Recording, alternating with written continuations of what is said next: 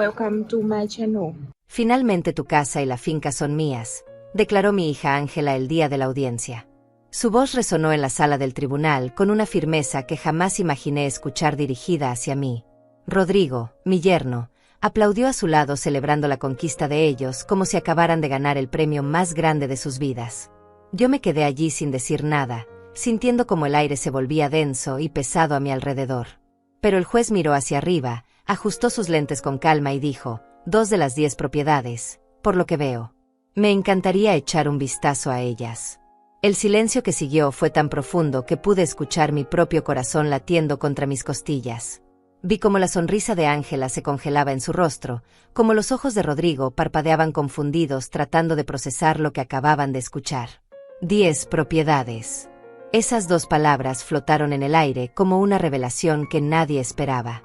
Mi hija había pasado meses planeando esto, meses preparando documentos, meses convenciendo a abogados de que yo ya no era capaz de manejar mis propios asuntos. Y ahora descubría que apenas conocía una fracción de lo que realmente poseía. Permanecí quieta en mi silla, con la espalda recta y las manos todavía entrelazadas sobre mi regazo. No dije una palabra porque no necesitaba hacerlo.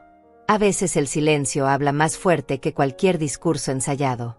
A veces la verdad simplemente se revela sola, sin necesidad de gritos ni reproches. Observé cómo Ángela giraba la cabeza hacia su abogado buscando explicaciones que él no podía darle. Vi cómo Rodrigo dejaba de aplaudir y sus manos caían muertas a los costados de su cuerpo. Había llegado a ese tribunal esperando ser despojada de todo. Esperando escuchar cómo mi propia hija argumentaba frente a un juez que yo era una mujer senil, incapaz de tomar decisiones, una carga que necesitaba ser controlada. Esperando ver cómo firmaban papeles que me quitarían la casa donde crié a mis hijos, la finca que compré con el sudor de años de trabajo. Esperando sentir la humillación final de ser declarada incompetente por la misma persona que alguna vez cargué en mis brazos. Pero lo que nunca esperé fue ese momento. Ese preciso instante cuando el juez reveló sin querer la verdad que yo había guardado celosamente durante tanto tiempo. 10 propiedades. No 2. 10. Cada una de ellas comprada con sacrificio, con madrugadas de trabajo, con decisiones inteligentes que tomé en silencio mientras todos asumían que yo era solo una mujer mayor sin mayor astucia. Propiedades que registré con nombres diferentes, en distritos alejados, con escrituras que guardé en cajas de seguridad que nadie conocía. Ángela siempre supo de la casa. Esa casa grande con jardín donde ella creció, donde celebramos Navidades y cumpleaños, donde sus hijos dieron sus primeros pasos. También sabía de la finca, ese terreno rural que compramos su padre y yo cuando ella apenas tenía 10 años, el lugar donde pasábamos veranos enteros recogiendo frutas y respirando aire puro. Pero nunca supo del edificio de departamentos en el centro de la ciudad que compré hace 15 años. Nunca supo del local comercial que renté a una panadería exitosa. Nunca supo de los 2 terrenos en la costa que adquirí cuando el mercado estaba en su punto más bajo. Nunca supo porque nunca preguntó. Nunca se interesó en saber cómo estaba realmente, qué hacía con mi tiempo, cómo administraba mi vida. Para ella yo era simplemente mamá, la mujer que debía estar disponible cuando me necesitara, la mujer cuyo único propósito era facilitarle la vida a ella y a su familia. Y ahora, sentada en esa sala fría del tribunal, estaba descubriendo que había subestimado completamente a la mujer que le dio la vida. Recordé la primera vez que noté el cambio en su mirada. Fue hace aproximadamente 3 años. Durante una cena familiar que yo preparé con tanto cariño. Había cocinado su plato favorito, ese que siempre le preparaba cuando era niña y llegaba triste de la escuela. Puse la mesa con el mantel blanco que guardaba para ocasiones especiales, encendí velas, dispuse las flores frescas del jardín en el centro. Todo estaba listo a las 7 de la tarde, la hora exacta que habíamos acordado. 7:30. 8. 8:30. El pollo se enfriaba en la bandeja. Las velas se consumían lentamente, y yo miraba el reloj de pared con una ansiedad creciente en el pecho. A las 9 de la noche recibí un mensaje de texto escueto: no podemos ir, surgió algo. Nada más. Ni una disculpa, ni una explicación, ni siquiera la promesa de reagendar. Solo esas 5 palabras frías que aparecieron en la pantalla de mi teléfono como una bofetada silenciosa. Me quedé mirando la mesa puesta, las servilletas dobladas con esmero, los platos que había sacado de la vitrina especial. Sentí algo quebrarse dentro de mí, pero lo empujé hacia abajo como había aprendido a hacer durante tantos años. Tal vez estaban ocupados, me dije. Tal vez realmente surgió una emergencia. Guardé la comida en recipientes, apagué las velas, doblé el mantel. Y me convencí de que era solo un malentendido, solo un día difícil para ellos. Pero entonces comenzaron a repetirse los episodios. Mi cumpleaños número 65 llegó y se fue sin una llamada. Ni siquiera un mensaje. Vi en las redes sociales que ese mismo día Ángela había publicado fotos de una reunión familiar en un restaurante elegante. Estaban todos allí, ella, Rodrigo, mis 2 nietos, incluso la madre de Rodrigo sonriendo en las fotografías. Todos menos yo. Habían celebrado algo ese día, habían compartido una comida, habían reído juntos. Y yo no estaba invitada. Intenté llamarla al día siguiente. El teléfono sonó 5 veces antes de que saltara el buzón de voz. Dejé un mensaje tratando de mantener la voz firme. Hola mi amor, solo quería saber cómo están, vi las fotos y me alegra que le estén pasando bien. Llámame cuando puedas. Pasaron 3 días antes de que respondiera con un mensaje. Perdón mamá, hemos estado ocupadísimos, te llamo pronto. Ese pronto nunca llegó. Los meses siguientes fueron una secuencia de exclusiones cada vez más evidentes. El festival escolar de mi nieto mayor, donde yo siempre había estado en primera fila aplaudiendo. No me avisaron. Me enteré una semana después cuando la maestra me encontró en el supermercado y me comentó lo hermosa que había estado la presentación. La graduación de preescolar de mi nieta. Tampoco me dijeron.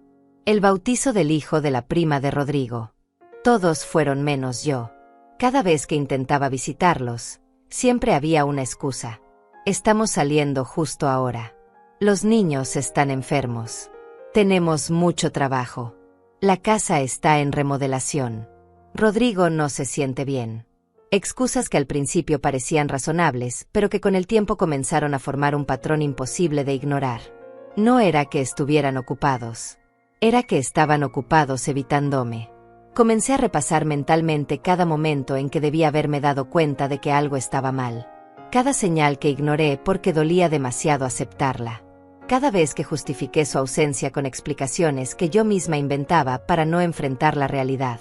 Había sido tan ingenua creyendo que el amor de una madre siempre sería correspondido, que los lazos de sangre eran inquebrantables, que después de todo lo que habíamos vivido juntas era imposible que me borrara de su vida tan deliberadamente. Recordé aquella tarde de lluvia cuando llegué a su casa sin avisar. Había horneado galletas de chocolate, esas que a mis nietos les encantaban, y quería darles una sorpresa. Toqué el timbre 3 veces antes de que Ángela abriera la puerta.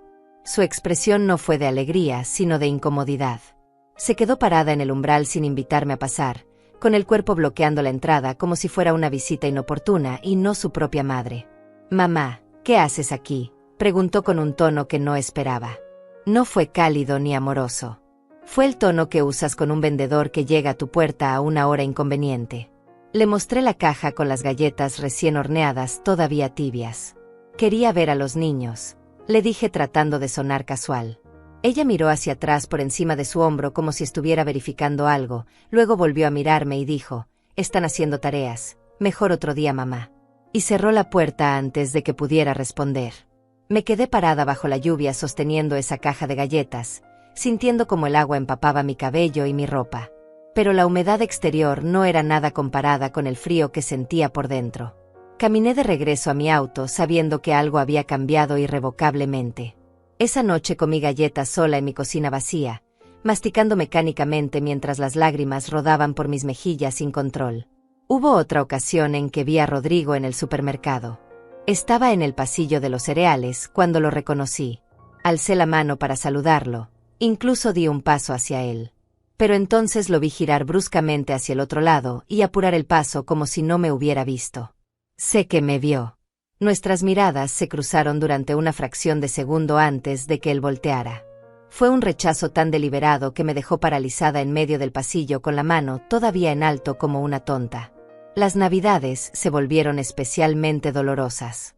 La primera Navidad de este distanciamiento, decoré mi casa como siempre lo había hecho. Compré regalos para cada uno de ellos. Los envolví con papel brillante y moños perfectos. Cociné pavó, preparé ensaladas, horneé mi pastel tradicional de frutas. Puse la mesa para 6 personas esperando que llegaran. Había confirmado con Ángela 2 semanas antes y ella había dicho que sí, que estarían allí. La hora de la cena llegó y pasó. El pavó se enfriaba sobre la mesa, las velas se consumían hasta convertirse en charcos de cera. Mi teléfono permanecía obstinadamente silencioso. A las 10 de la noche finalmente acepté que no vendrían.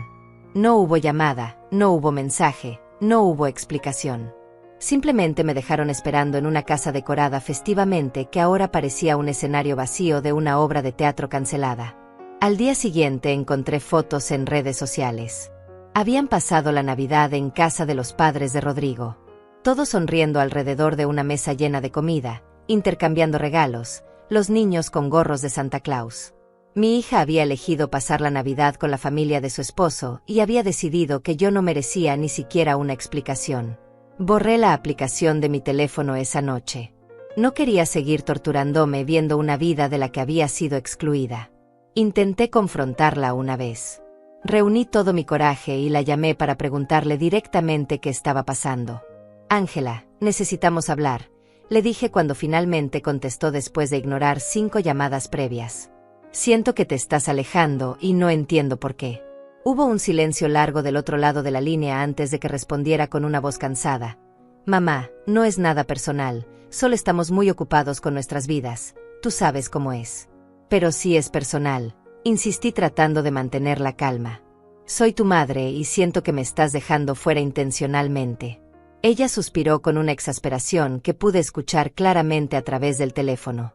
No seas dramática, mamá, me dijo. Nadie te está dejando fuera de nada. Simplemente tenemos nuestras propias cosas. No todo gira alrededor de ti. Y colgó antes de que pudiera responder. Esas palabras se clavaron en mi pecho como agujas filosas. No todo gira alrededor de ti. Como si querer ver a mis nietos fuera un acto de egoísmo. Como si desear pasar tiempo con mi única hija fuera una exigencia irracional.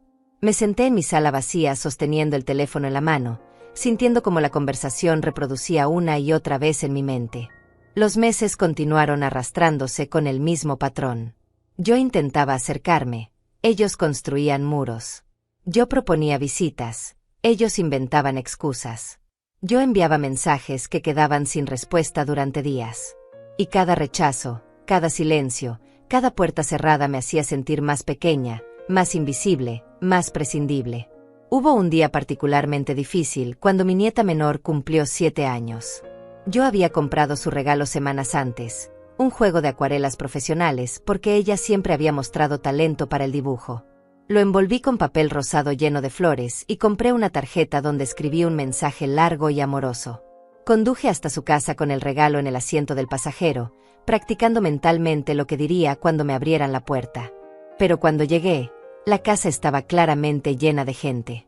Escuchaba risas y música desde la calle. Había globos amarrados a la puerta del frente y varios autos estacionados que reconocí como pertenecientes a amigos de Ángela y familiares de Rodrigo. Estaban celebrando el cumpleaños de mi nieta. Había una fiesta en ese preciso momento. Y yo no estaba invitada. Me quedé sentada en mi auto al otro lado de la calle, sosteniendo ese regalo envuelto con tanto amor, viendo cómo entraban y salían personas con platos de comida y más regalos. Vi a mis 2 nietos corriendo en el jardín con otros niños, sus caras llenas de alegría. Vi a Ángela salir a la puerta para recibir a los invitados con abrazos y sonrisas. Y yo estaba allí, a menos de 50 metros de distancia, completamente invisible para ellos. No toqué la puerta. No bajé del auto.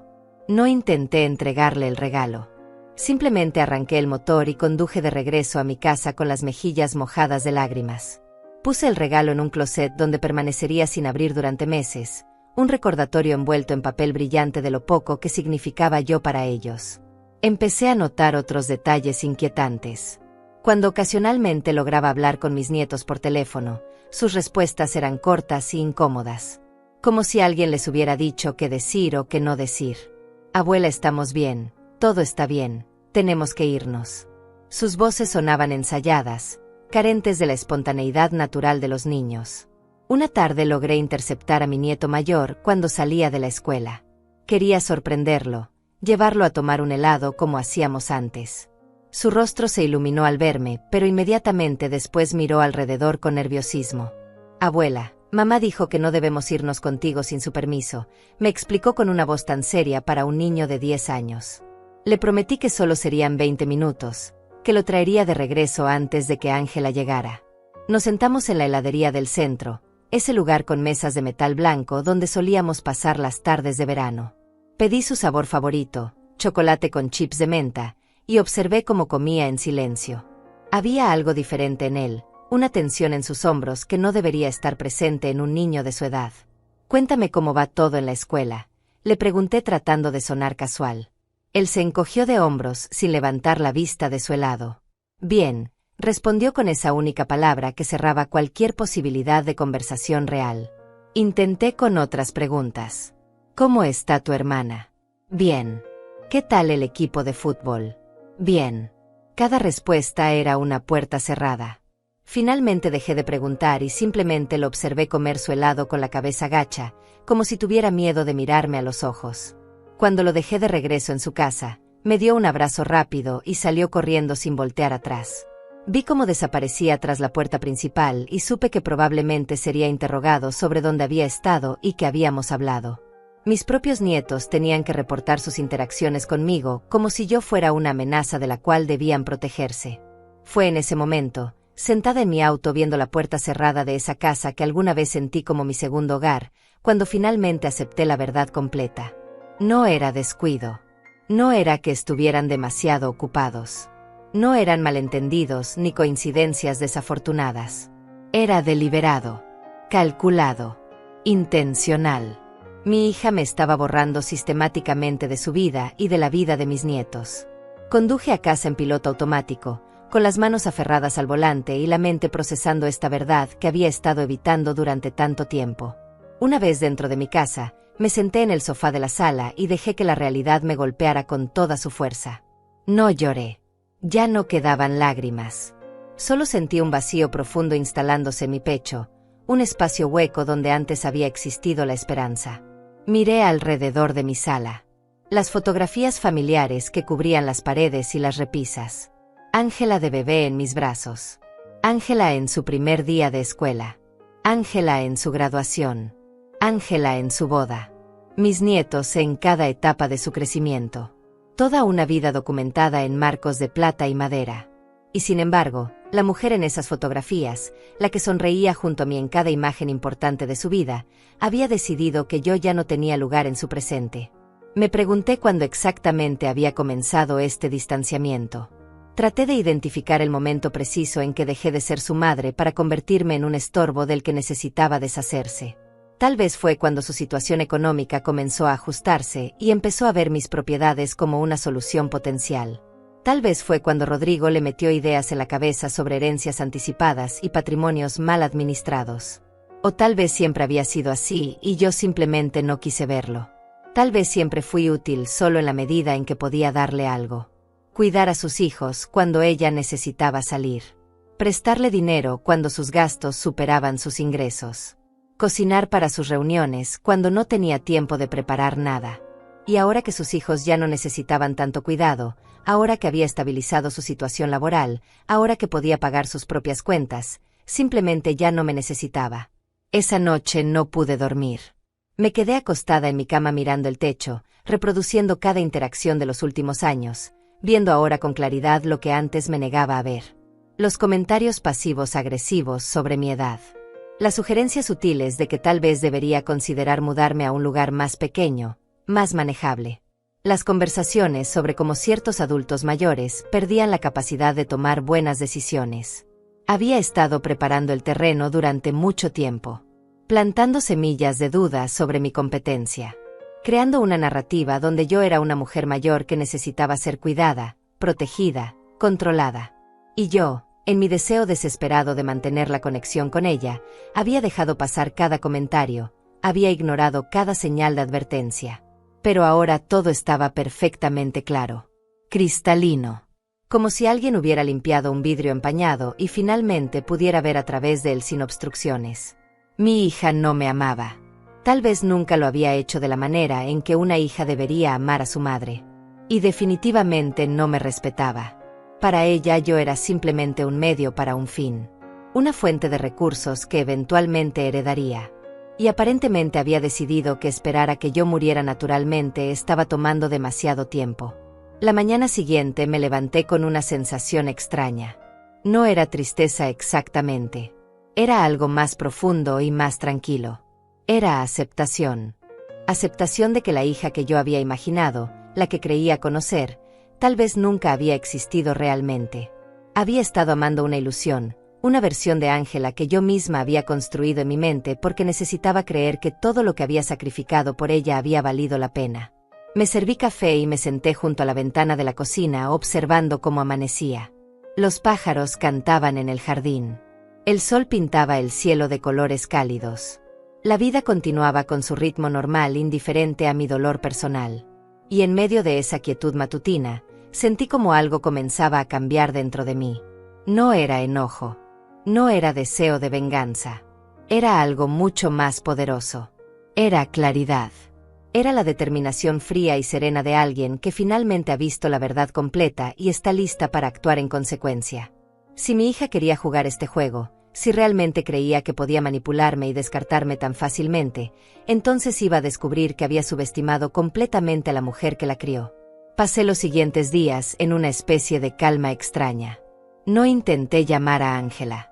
No envié mensajes. No busqué explicaciones ni cierres emocionales. Simplemente observé mi vida con ojos nuevos, evaluando mi situación con la objetividad de alguien que analiza un problema complejo que necesita ser resuelto. Tenía 68 años, pero mi mente estaba completamente lúcida. Tenía recursos que mi hija desconocía. Tenía contactos que había cultivado durante décadas de trabajo honesto. Y tenía algo que Ángela claramente no esperaba. Tenía inteligencia y paciencia para esperar el momento correcto. Una tarde estaba organizando papeles en mi estudio cuando escuché el timbre. No esperaba visitas. Había aprendido a no esperar nada que pudiera terminar en decepción. Caminé hacia la puerta preguntándome quién podría ser. Cuando abrí, me encontré con un hombre de aproximadamente 45 años, vestido con un traje gris impecable, sosteniendo un portafolio de cuero. «Señora Alma Florenza», preguntó con una cortesía formal. Asentí sin decir nada, esperando que continuara. «Mi nombre es Julio Galés», dijo extendiéndome su mano. «Soy abogado y necesito hablar con usted sobre un asunto de suma importancia relacionado con su hija Ángela y ciertos documentos legales que han sido presentados recientemente». Sentí como mi corazón comenzaba a latir más rápido, pero mantuve mi expresión neutral. Lo invité a pasar y lo conduje hasta la sala. Nos sentamos uno frente al otro, él con su portafolio sobre las rodillas y yo con las manos entrelazadas esperando escuchar lo que tenía que decir. Había algo en sus ojos, una mezcla de preocupación profesional y algo más personal que no podía identificar todavía. «Señora Florenza», comenzó con voz seria, «he venido a informarle que su hija ha iniciado procesos legales para declarar su incapacidad mental y asumir el control de sus propiedades bajo la figura de tutela legal. Los documentos ya han sido presentados ante el juzgado correspondiente y hay una audiencia programada para dentro de 3 semanas». Las palabras de Julio flotaron en el aire como humo denso que llenaba la habitación. Incapacidad mental. Tutela legal. Audiencia. Cada término era un martillo golpeando contra la última ilusión que podría haber tenido sobre mi hija. Respiré profundo tratando de mantener la compostura mientras procesaba lo que acababa de escuchar. No estaba sorprendida, no realmente. En el fondo de mi corazón ya lo sabía. Pero escucharlo dicho en voz alta por un abogado en mi propia sala le daba una realidad concreta que era difícil de digerir. ¿Cómo obtuvo esta información?, pregunté finalmente con una voz que sonó más firme de lo que me sentía. Julio abrió su portafolio y sacó varios documentos que colocó sobre la mesa de centro entre nosotros. «Tengo contactos en el sistema judicial», explicó. Cuando vi el nombre en los archivos, supe que tenía que venir a advertirle personalmente. «Señora Florenza, usted tal vez no me recuerde, pero hace 20 años usted me ayudó cuando yo era un estudiante de Derecho sin recursos». Lo miré más detenidamente tratando de ubicar su rostro en mi memoria. 20 años era mucho tiempo y había conocido a tantas personas a lo largo de mi vida. Yo trabajaba limpiando oficinas por las noches para pagar mis estudios. Continuó con una sonrisa triste. Una madrugada me desmayé de hambre en el edificio donde usted trabajaba como administradora. Usted me encontró, me llevó a su oficina, me dio comida y cuando supo mi situación me ofreció un trabajo de medio tiempo en el edificio. La memoria regresó a mí como una ola súbita. Un joven delgado con ojeras profundas y ropa gastada. Lo había encontrado inconsciente en el pasillo del tercer piso. Llamé a los paramédicos, pero cuando llegaron él insistió en que estaba bien, solo necesitaba comer algo. Lo llevé a la cafetería del edificio y mientras comía me contó su historia. Huérfano, sin familia, trabajando 3 empleos mientras estudiaba Derecho. Le ofrecí trabajo porque vi en sus ojos esa determinación que reconocía en mí misma. Julio, por supuesto que te recuerdo, dije sintiendo como se suavizaba algo dentro de mi pecho. Te graduaste con honores, si mal no recuerdo. Él asintió con una sonrisa genuina. Gracias a usted, señora Florenza. Usted no solo me dio un trabajo, me dio horarios flexibles para que pudiera asistir a clases, me pagaba más de lo que correspondía y cuando me gradué me regaló mi primer traje para las entrevistas laborales. Nunca olvidé esa bondad. Y ahora que tengo mi propio despacho y vi su nombre en esos documentos, supe que tenía que advertirle. Sentí una calidez expandiéndose en mi pecho. Después de tanto rechazo de mi propia sangre, aquí estaba alguien que no compartía ningún lazo familiar conmigo recordando un acto de bondad de 2 décadas atrás. La vida tiene formas extrañas de devolver lo que uno siembra. Cuéntame todo, le pedí inclinándome hacia adelante. ¿Qué exactamente está alegando mi hija en esos documentos? Julio sacó más papeles de su portafolio y comenzó a explicar con la precisión de un profesional entrenado. Su hija alega que usted muestra signos avanzados de deterioro cognitivo, que ha olvidado tomar medicamentos, que repite historias constantemente, que se confunde con fechas y lugares. Ha presentado testimonios de 2 vecinos que supuestamente la han visto desorientada. También incluye reportes médicos de un doctor que yo personalmente conozco y que tiene una reputación cuestionable por firmar documentos sin hacer evaluaciones apropiadas. Sentí como la indignación comenzaba a hervir en mi interior, pero la mantuve contenida. Continúa, le dije. Julio pasó a otra página. Además, alega que usted posee solo 2 propiedades, esta casa y una finca rural. Argumenta que no tiene la capacidad de mantenerlas apropiadamente y que están en riesgo de perderse por falta de cuidado. Solicita que se le otorgue tutela completa sobre usted y control absoluto de estos bienes para preservarlos.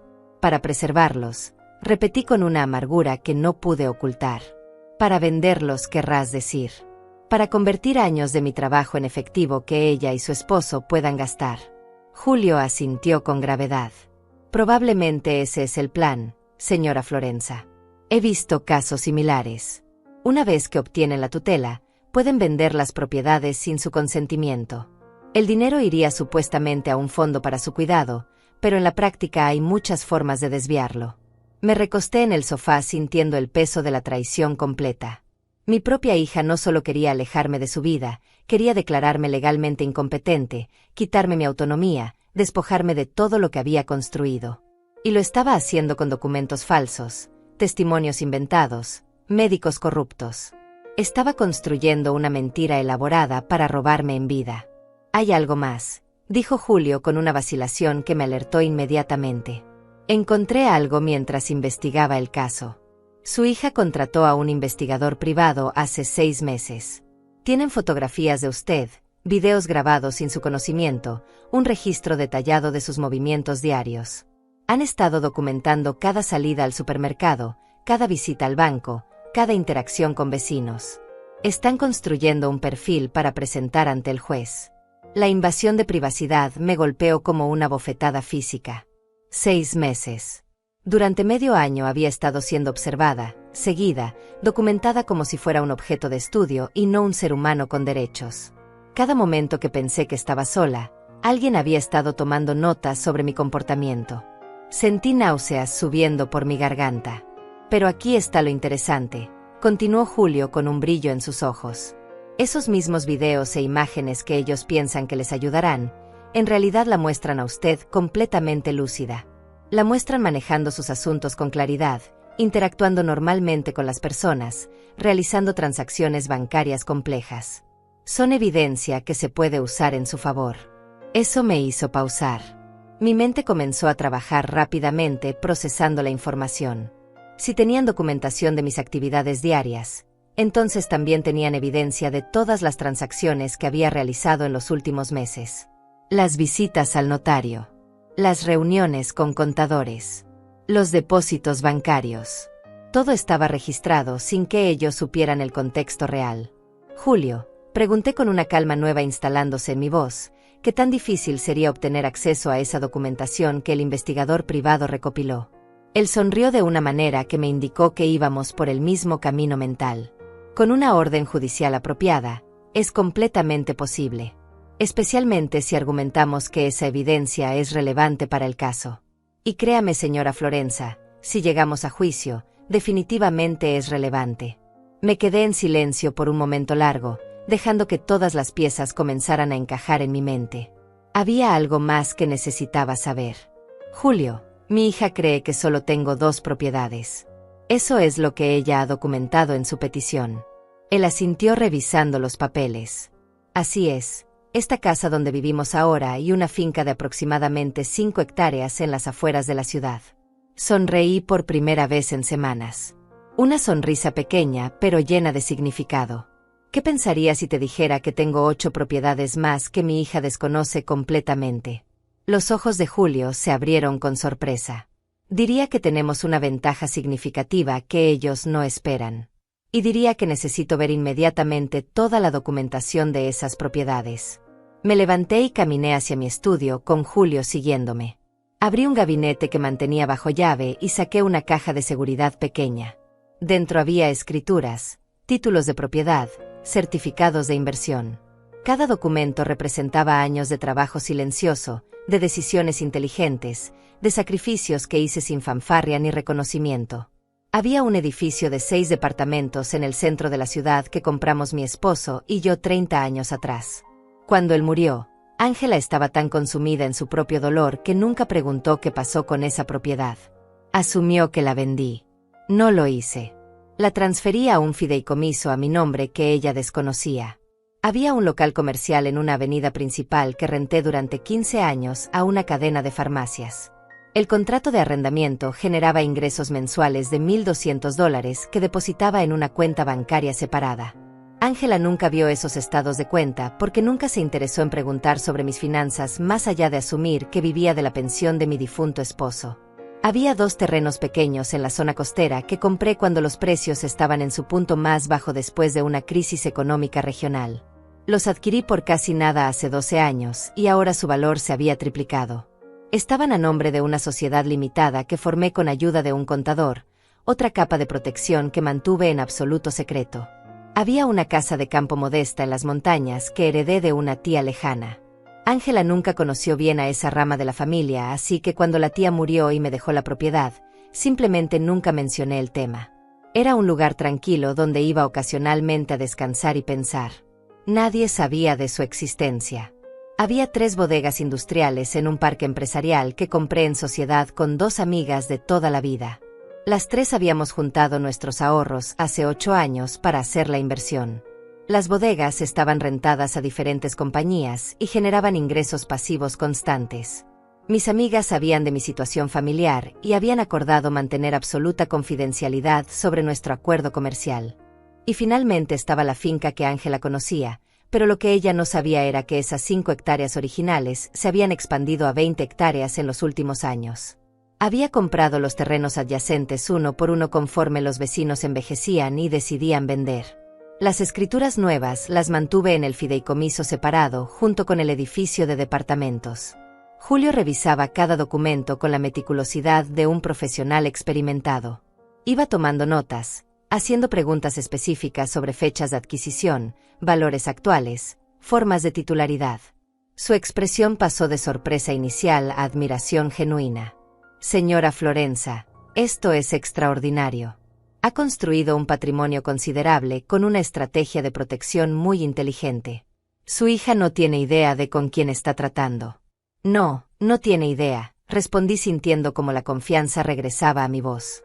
Siempre me vio como una mujer simple. Alguien que había trabajado duro, pero sin mayor visión. Alguien que había tenido suerte de comprar propiedades cuando estaban baratas, pero sin verdadera astucia financiera. Nunca me dio crédito por tener inteligencia propia. Para ella yo era solo mamá, la mujer que cocinaba y limpiaba y cuidaba niños. Julio cerró la última carpeta y me miró con respeto. Necesitamos registrar toda esta información formalmente. Vamos a necesitar avalúos actualizados de cada propiedad, copias certificadas de todas las escrituras, estados de cuenta bancarios que demuestren los ingresos por rentas. Y necesitamos hacerlo rápido porque la audiencia es en 3 semanas. Trabajamos durante las siguientes horas organizando la documentación.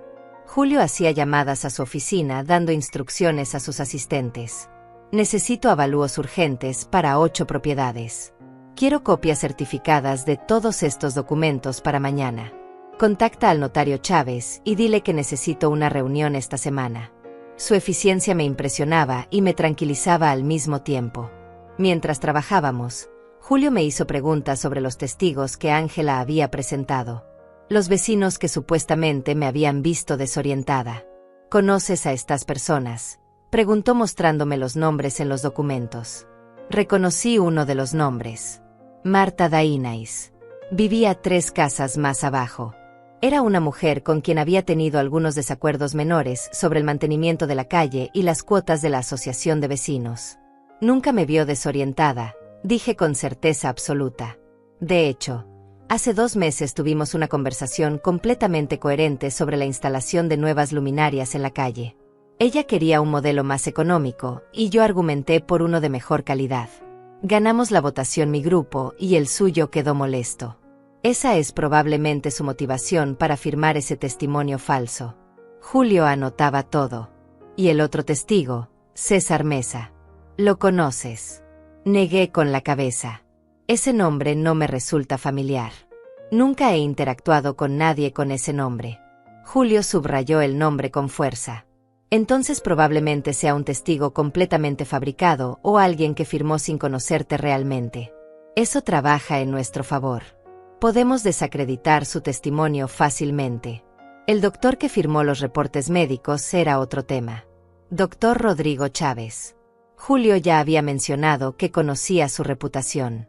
Es conocido en círculos legales por firmar evaluaciones médicas sin ver realmente a los pacientes. Cobra tarifas considerables por documentos que básicamente son ficción. He visto su nombre en al menos 5 casos similares en los últimos 2 años. Todos fueron desestimados eventualmente, pero no sin causarle problemas significativos a las víctimas. Necesito hacerte una pregunta importante, dijo Julio con seriedad renovada. ¿Ese doctor alguna vez te evaluó? ¿Te hizo preguntas? ¿Te examinó? ¿Te aplicó pruebas cognitivas? Nunca, respondí con firmeza. Nunca en mi vida he visto a ese hombre. Nunca he estado en su consultorio. Nunca he recibido una llamada o carta suya. Ese reporte es completamente fraudulento. Perfecto, dijo Julio con satisfacción. Entonces tenemos documentos médicos falsos, testigos cuestionables, y una petición basada en información patrimonial incompleta y errónea. Mientras tanto, tú tienes documentación sólida que demuestra competencia financiera, transacciones complejas realizadas correctamente, y un patrimonio mucho más extenso de lo que ellos imaginan. Señora Florenza, no solo vamos a ganar este caso, vamos a exponerlos completamente. Pero hay algo más que necesito saber. Continué. Quiero entender por qué ahora. Porque después de 3 años de distanciamiento progresivo decidieron finalmente hacer este movimiento legal. Tiene que haber un catalizador. Julio reflexionó por un momento. Generalmente en estos casos hay un factor de presión externa. Deudas que necesitan pagar urgentemente. Una oportunidad de inversión que requiere capital. Problemas financieros que los están obligando a buscar recursos desesperadamente. Me quedé pensando en las publicaciones que había visto en redes sociales antes de borrar las aplicaciones. Ángela y Rodrigo siempre mostraban una vida de lujo.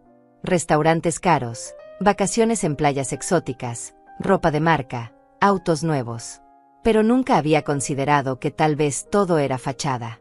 Que tal vez estaban viviendo muy por encima de sus posibilidades reales. Julio, necesito que investigues la situación financiera de mi hija y mi yerno, pedí. Quiero saber si tienen deudas, préstamos, tarjetas de crédito al máximo. Quiero entender cuál es la presión real que los está motivando. Él asintió tomando nota. Puedo conseguir esa información. Tomará algunos días, pero es factible. Y es relevante para el caso porque establece motivación para fraude. Los siguientes días fueron un torbellino de actividad. Julio venía a mi casa cada mañana con actualizaciones. Los avalúos estaban siendo procesados. Las copias certificadas estaban listas. Había conseguido los registros financieros de Ángela y Rodrigo a través de fuentes legales. Y la información era reveladora. Resulta que mi yerno había hecho inversiones terribles en negocios que fracasaron. Tenían 3 tarjetas de crédito con saldos combinados de más de $40,000. Habían tomado un préstamo de automóvil por un vehículo que valía mucho menos de lo que debían. Y lo más impactante, habían dado un enganche para una casa nueva en un desarrollo residencial exclusivo que no podían pagar realmente. Necesitaban completar el pago en 3 meses o perderían el enganche de $50,000. Ahí está tu catalizador, dijo Julio señalando los documentos financieros. Están desesperados. Vieron tus 2 propiedades conocidas como sus salvavidas.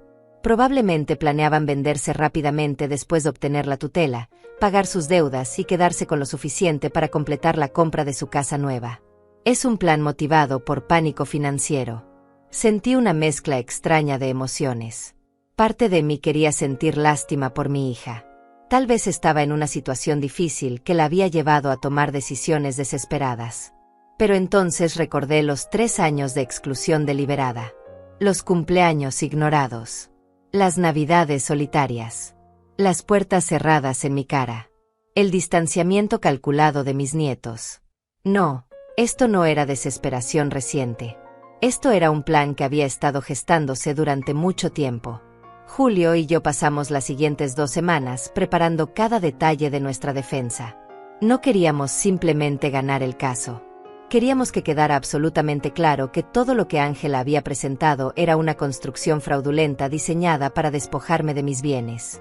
Cada documento que ella había falsificado, cada testimonio que había fabricado, cada mentira que había contado iba a ser expuesta bajo la luz implacable de la verdad.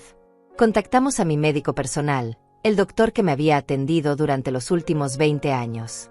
Él aceptó inmediatamente proporcionar un reporte detallado de mi estado de salud. He visto a la señora Florenza regularmente, me dijo por teléfono mientras Julio escuchaba en altavoz.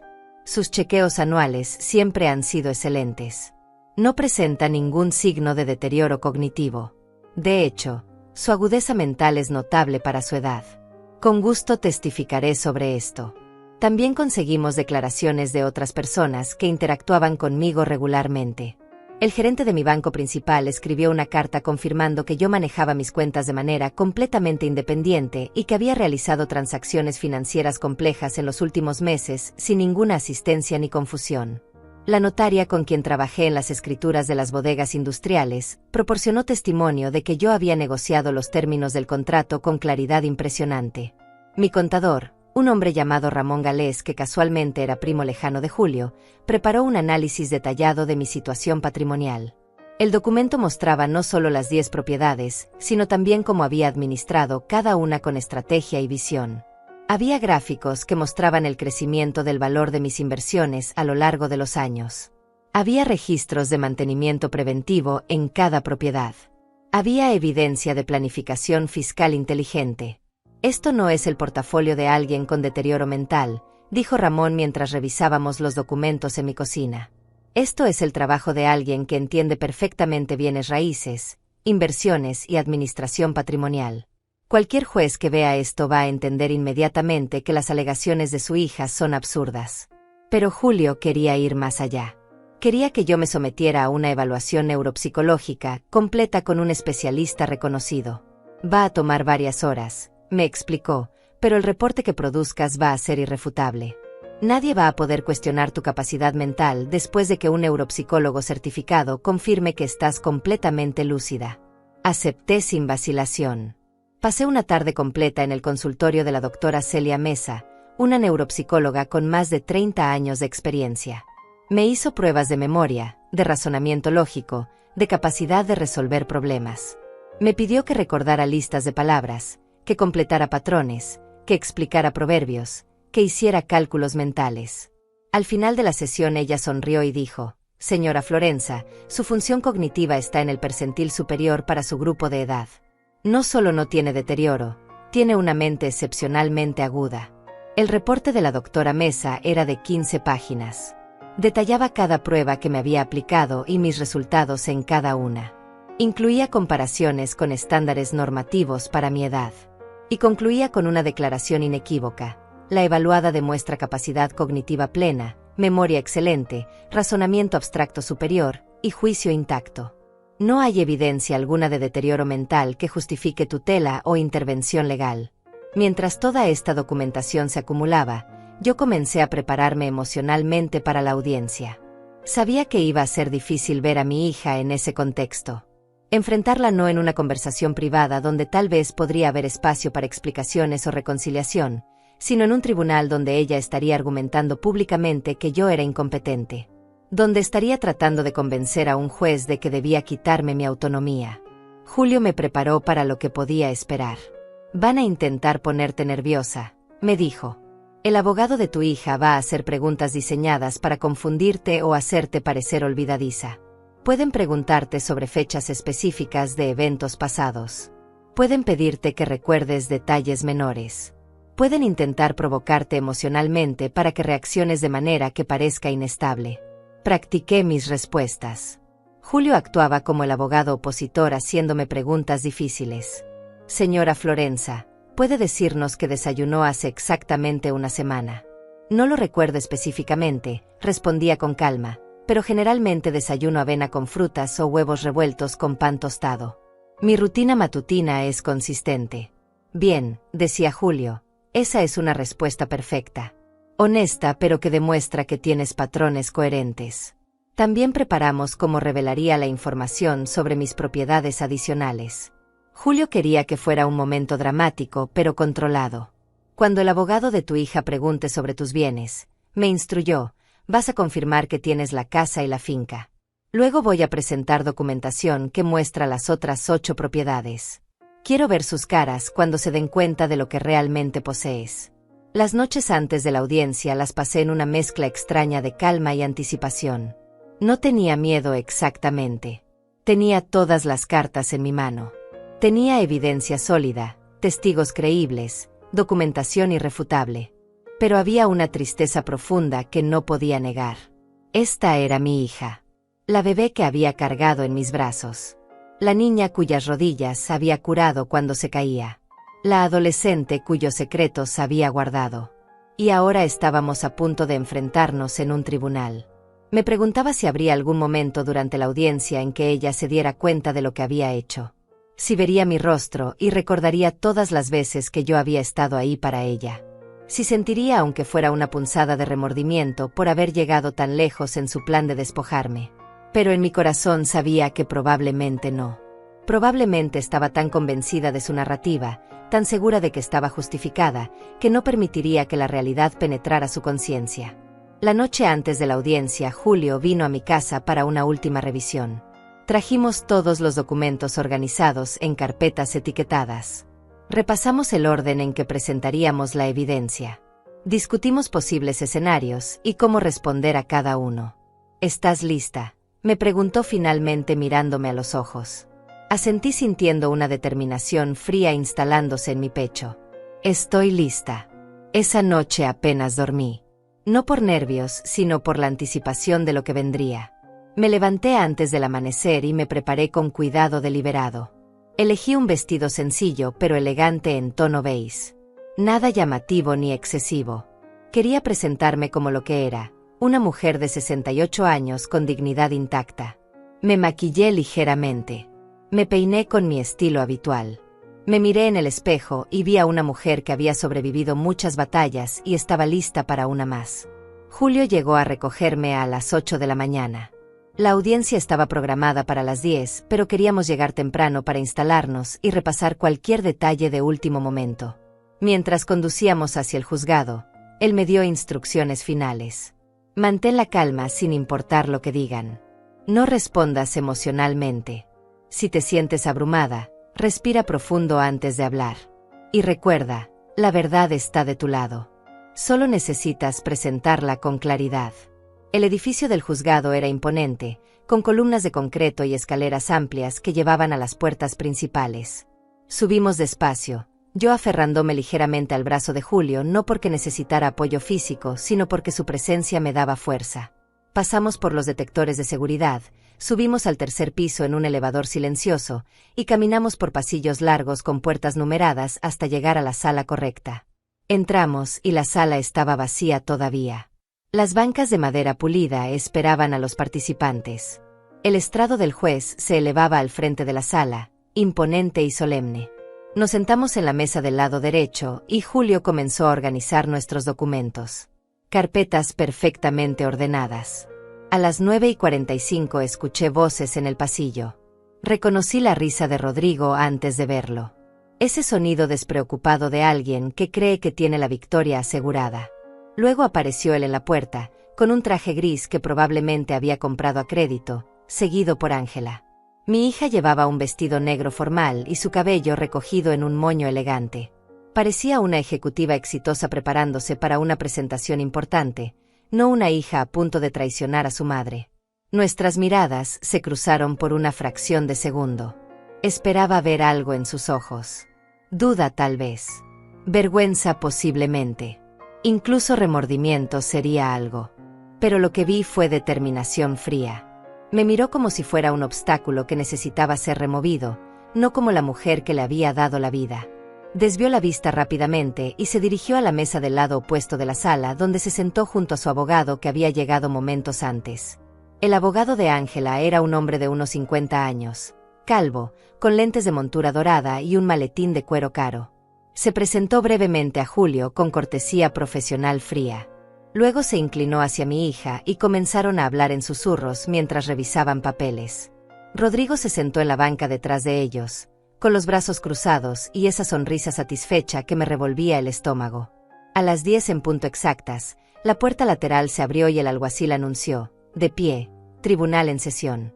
Todos nos pusimos de pie mientras el juez entraba. Era un hombre de aproximadamente 60 años, con cabello completamente blanco y una expresión seria pero no severa. Se sentó, acomodó algunos documentos frente a él y nos indicó con un gesto que nos sentáramos. Este es el caso número 2025-347, comenzó con voz firme. Petición de tutela presentada por Ángela Florenza Mesa contra Alma Florenza. Miró hacia ambas mesas. Entiendo que la peticionaria alega incapacidad mental de la señora Alma Florenza y solicita tutela legal completa sobre su persona y bienes. Es correcto. El abogado de Ángela se puso de pie. Así es, su señoría. Tenemos documentación médica que respalda nuestra posición, así como testimonios de testigos que han observado el deterioro progresivo de la señora Florenza. Creemos que es necesario proteger sus intereses y sus propiedades antes de que tome decisiones que puedan perjudicarla irreversiblemente. El juez asintió y miró hacia nuestra mesa. Señor Galés, entiendo que representa a la señora Florenza en oposición a esta petición. Julio se puso de pie con la confianza tranquila de alguien que sabe exactamente lo que está haciendo. Así es, su señoría. Vamos a demostrar que esta petición está basada en documentación fraudulenta, testimonios falsos y una caracterización completamente errónea de la capacidad mental de mi clienta. Además, revelaremos que la peticionaria tiene una comprensión muy limitada de la situación patrimonial real de su madre. Vi cómo Ángela fruncía ligeramente el ceño ante ese último comentario. Su abogado le susurró algo al oído, pero ella no dejaba de mirarme con una mezcla de confusión y molestia. Bien, dijo el juez, procedamos entonces. Señor abogado de la peticionaria, presente su caso. El abogado de Ángela comenzó con su argumento inicial. Pintó un retrato de mí como una mujer que alguna vez había sido capaz, pero que en los últimos años había mostrado signos preocupantes de declive. Habló de olvidos frecuentes, confusión con fechas, dificultad para manejar asuntos cotidianos. Todo dicho con un tono de preocupación fingida que me hizo apretar los puños bajo la mesa. Presentó el reporte del doctor Rodrigo Chávez, ese documento fraudulento que afirmaba haberme evaluado. El juez lo revisó con expresión neutral. Luego llamó al primer testigo, la vecina Marta Dainais. Ella subió al estrado con nerviosismo visible. Bajo juramento, comenzó a relatar supuestos incidentes donde me había visto confundida. Una vez la vi buscando sus llaves durante 20 minutos en su bolso, dijo. Otra vez olvidó cerrar la puerta de su garaje toda la noche. Julio esperó pacientemente hasta que terminó su testimonio. Luego se puso de pie para el contrainterrogatorio. Señora Dainais, preguntó con voz amable, usted y la señora Florenza tuvieron un desacuerdo hace 2 meses sobre las luminarias de la calle, ¿correcto? Marta vaciló. Bueno, sí, fue una diferencia de opinión en la junta de vecinos. Y la señora Florenza ganó esa votación argumentando su posición con claridad y lógica, ¿verdad? Marta se movió incómoda en su asiento. Supongo que sí. Julio continuó metódicamente desmantelando cada uno de sus ejemplos. Buscar llaves en un bolso durante unos minutos es algo que todos hacemos ocasionalmente, no es síntoma de demencia. Olvidar cerrar una puerta del garaje puede pasar una vez sin indicar deterioro cognitivo. Cuando terminó, el testimonio de Marta había quedado reducido a nada más que observaciones triviales motivadas por resentimiento personal. El segundo testigo supuesto, César Mesa, nunca apareció. Su abogado admitió con incomodidad que el testigo había tenido una emergencia y no podía asistir. El juez levantó una ceja con escepticismo evidente. «Qué conveniente», murmuró mientras hacía una anotación en sus documentos. Luego fue mi turno de ser interrogada. El abogado de Ángela me hizo preguntas diseñadas para hacerme parecer confundida. «Señora Florenza, ¿puede decirnos la fecha exacta de su última visita al banco?». Respondí con calma. Fui al banco el martes de la semana pasada, 14 de enero, para revisar los estados de cuenta de mis propiedades rentadas y hacer un depósito de los pagos de arrendamiento que había recibido. Vi cómo su expresión cambiaba ligeramente. Esa no era la respuesta vaga que esperaba. Continuó intentando. ¿Y puede decirnos cuántas propiedades posee actualmente? Aquí fue donde todo comenzó a cambiar. Miré directamente a Ángela mientras respondía. Poseo 10 propiedades en total. La sala quedó en silencio absoluto. El abogado de Ángela tartamudeó. Perdón. 10 propiedades. Pero según la documentación que presentamos usted, solo posee 2. Una casa y una finca. Asentí con calma. Eso es lo que mi hija cree que poseo. Pero la realidad es considerablemente diferente. Podría escuchar la respiración de Rodrigo acelerándose desde donde estaba sentado. Vi cómo Ángela se inclinaba hacia su abogado, susurrando con urgencia. El juez intervino con interés genuino en su voz. Señora Florenza, está diciendo que posee 8 propiedades adicionales que su hija desconoce. Así es, su señoría. Y tengo toda la documentación que lo comprueba. Julio se puso de pie. Su señoría, con su permiso me gustaría presentar las escrituras, títulos y avalúos de las 10 propiedades de mi clienta. El juez hizo un gesto de aprobación. Proceda. Julio comenzó a colocar documentos sobre la mesa del juez, explicando cada uno con precisión. Un edificio de 6 departamentos en el centro con valor estimado de $350,000. Un local comercial rentado a una farmacia con valor de $120,000. 2 terrenos costeros con valor combinado de $200,000. Una casa de campo en las montañas valorada en $90,000. 3 bodegas industriales en sociedad con valor proporcional de $160,000. La casa donde actualmente reside con valor de $210,000. Y la finca que originalmente era de 5 hectáreas, pero que ahora comprende 20 hectáreas con valor aproximado de $400,000. Valor total del patrimonio, aproximadamente $1,530,000. El silencio en la sala era denso como niebla. Vi cómo Ángela se había puesto completamente pálida. Rodrigo ya no sonreía. Su boca estaba ligeramente abierta en shock visible. El juez revisaba los documentos con atención meticulosa. Levantó la vista hacia Ángela con una expresión que mezclaba sorpresa y desaprobación. Señorita Florenza, dijo dirigiéndose a mi hija, parece que usted estaba operando bajo información muy incompleta sobre la situación financiera de su madre. Ángela intentó responder, pero su voz salió temblorosa. Yo no sabía, yo pensé. El juez la interrumpió. Pensó que su madre solo tenía 2 propiedades y por lo tanto sería fácil obtener control sobre ellas. El abogado de Ángela intentó recuperarse. Su señoría, independientemente del número de propiedades, nuestra preocupación principal es la capacidad mental de la señora Florenza para administrarlas apropiadamente. El juez lo miró con escepticismo evidente. Una mujer que ha acumulado y administrado exitosamente 10 propiedades, Algunas adquiridas recientemente. No parece tener problemas de capacidad mental, señor abogado. Julio aprovechó el momento. Su señoría, tenemos evidencia adicional que demuestra no solo la capacidad mental de mi clienta, sino también las motivaciones fraudulentas detrás de esta petición. Presentó el reporte de mi médico personal. Presentó la evaluación neuropsicológica de la doctora Mesa. Presentó las cartas del gerente del banco y la notaria. Cada documento era otro golpe demoliendo el caso de Ángela. Finalmente Julio presentó la información financiera de Ángela y Rodrigo. Su señoría, los peticionarios tienen deudas por más de $40,000. Tienen un enganche en riesgo de $50,000 que deben completar en menos de 2 meses. Su motivación no es proteger a la señora Florenza. Su motivación es obtener acceso rápido a propiedades que puedan vender para resolver su crisis financiera personal. El juez miró a Ángela con una expresión que había pasado de neutral a claramente desaprobatoria. Señorita Florenza, dijo con voz firme, esta corte toma muy seriamente las peticiones de tutela. Son mecanismos legales diseñados para proteger a personas verdaderamente vulnerables, no para que familiares con problemas financieros obtengan acceso a patrimonio ajeno. Ángela abrió la boca para responder, pero levantó la mano deteniéndola. He revisado la documentación médica fraudulenta, continuó el juez. He escuchado testimonios cuestionables de vecinos con motivaciones personales. Y ahora descubro que usted ni siquiera conocía la extensión real del patrimonio de su madre, lo cual demuestra una desconexión significativa. El doctor que supuestamente evalúa a su madre tiene un historial problemático de firmar documentos sin realizar evaluaciones apropiadas.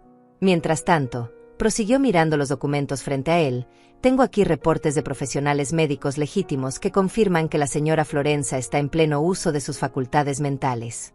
Tengo evidencia bancaria y notarial que muestra que ella maneja transacciones complejas sin asistencia. Y tengo un portafolio de propiedades que indica planificación financiera sofisticada durante décadas. Se quitó los lentes y miró directamente a mi hija. Voy a denegar esta petición completamente. No solo eso, voy a ordenar una investigación sobre los documentos médicos presentados y los testimonios proporcionados. Si se determina que hubo fraude intencional, habrá consecuencias legales.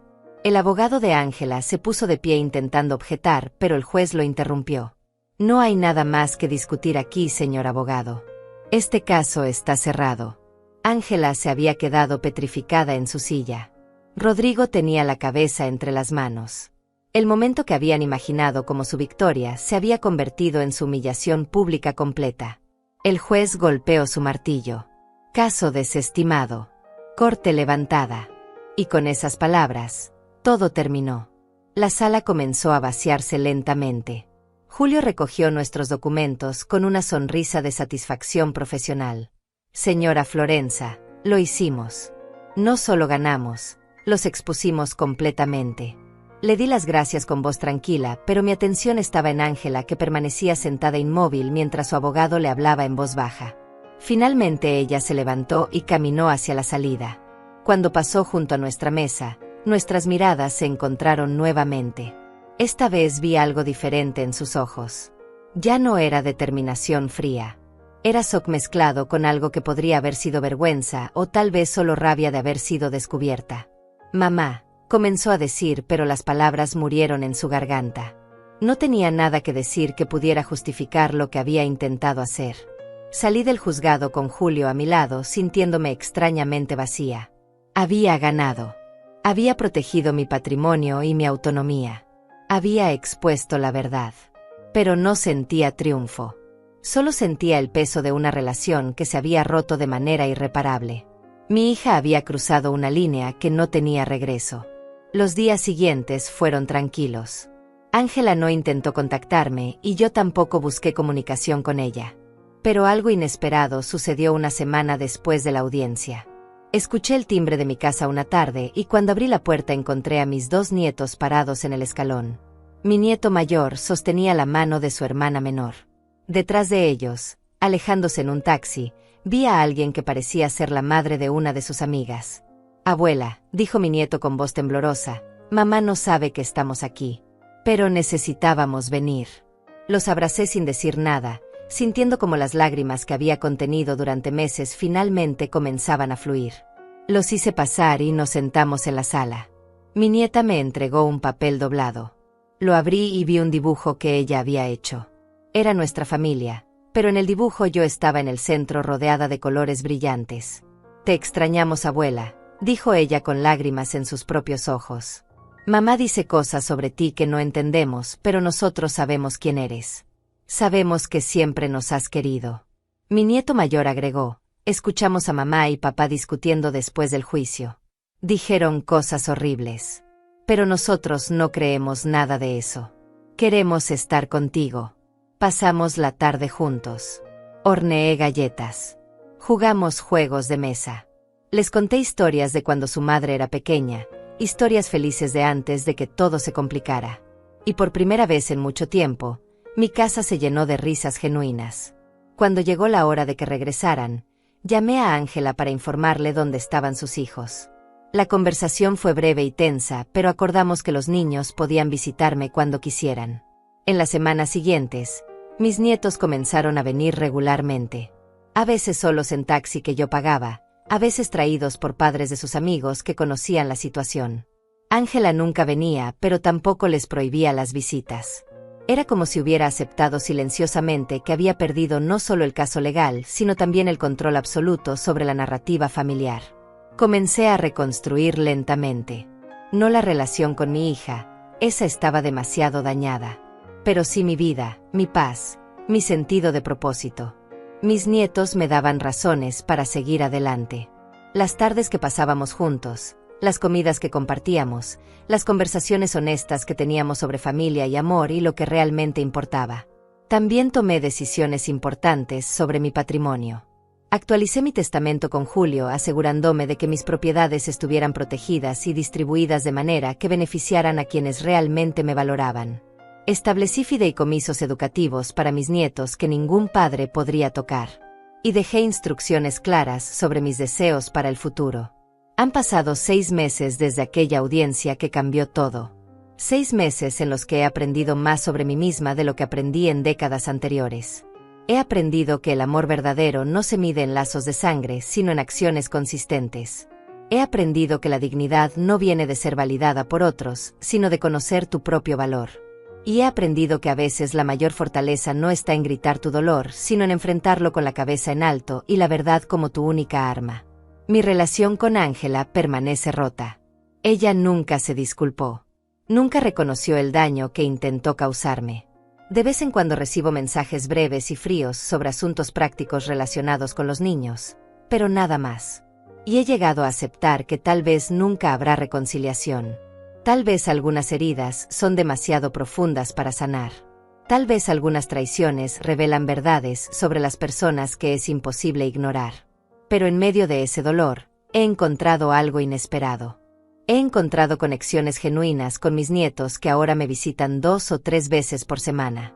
Ellos llegan con sus mochilas escolares, hacen tareas en mi mesa de comedor, me cuentan sobre sus días, me piden consejos.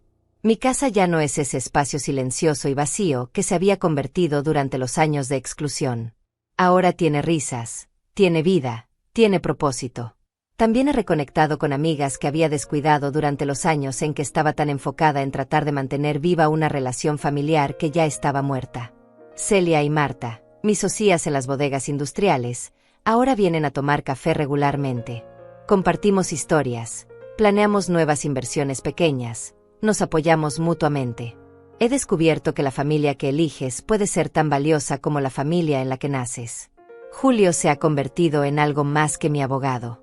Es un amigo genuino, alguien que aparece ocasionalmente solo para verificar cómo estoy. A veces trae documentos que necesitan mi firma, pero otras veces simplemente viene a conversar. Me trae libros que cree que disfrutaré. Me cuenta sobre sus casos actuales. Y cada vez que viene, me recuerda que aquel acto de bondad que hice hace 20 años cuando le di trabajo a un estudiante hambriento se ha multiplicado en formas que nunca imaginé. He comenzado a hacer cambios en mi vida que había pospuesto durante años. Contraté a un administrador de propiedades para que maneje el día a día de mis edificios rentados, liberando mi tiempo para otras cosas. Me inscribí en una clase de pintura en un centro comunitario donde he conocido a otras mujeres de mi edad con historias similares de familia complicada y resiliencia personal. Estoy aprendiendo a crear belleza con mis propias manos. También he estado escribiendo. No sé exactamente para quién o para qué, pero siento la necesidad de documentar esta experiencia. Tal vez algún día mis nietos lean estas páginas y entiendan completamente lo que sucedió. Tal vez otras mujeres en situaciones similares encuentren consuelo en saber que no están solas. O tal vez simplemente es para mí, una forma de procesar y encontrar significado en el dolor. Lo que más me sorprende es que ya no siento rencor. Al principio pensé que eso era lo que debería sentir. Enojo constante hacia Ángela por su traición. Amargura por los años de exclusión. Deseo de venganza más allá de lo que logré en el tribunal. Pero esos sentimientos se han disipado dejando en su lugar algo mucho más tranquilo. Es aceptación mezclada con tristeza, pero también con gratitud por haber descubierto la verdad antes de que fuera demasiado tarde. He aprendido que no necesito el amor de alguien que no sabe cómo amar genuinamente. Que no tengo que aferrarme a relaciones tóxicas solo porque comparten mi sangre. Que está bien establecer límites firmes y mantenerlos incluso cuando duela. Y que mi valor como persona no depende de ser reconocida por quienes eligieron no verme. Mis nietos me preguntan a veces sobre su madre y yo. Abuela, ¿por qué mamá ya no viene aquí? ¿Por qué ustedes no se hablan? Les respondo con honestidad apropiada para su edad.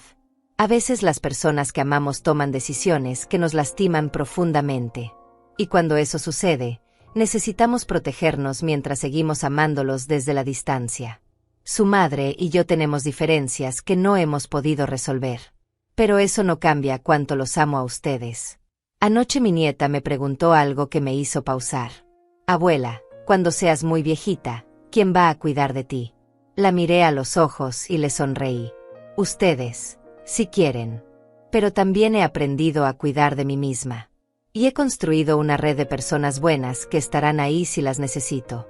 No todos tenemos la familia tradicional que muestran en las películas. Pero todos podemos crear familias de corazón. He tomado la decisión de vivir cada día con intención. De no esperar a que otros me den valor, sino de conocer mi propio valor intrínseco.